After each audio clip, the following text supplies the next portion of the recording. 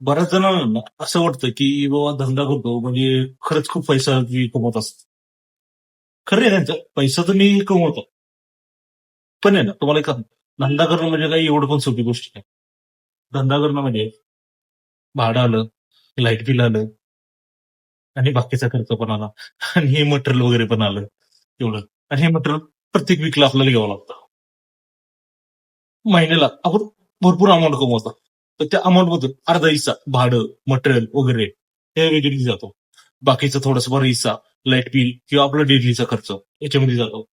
आणि परत एक थोडासा हिस्सा आपल्याला थोडंसं इंटिरियर किंवा शॉप व्यतिरिक्त थोडासा खर्च करावा लागतो. म्हणजे शॉप आहे तर आपण नाही म्हणजे त्याच्यावरती खर्च केल्याशिवाय आपल्याला कस्टमर वाटणार नाही.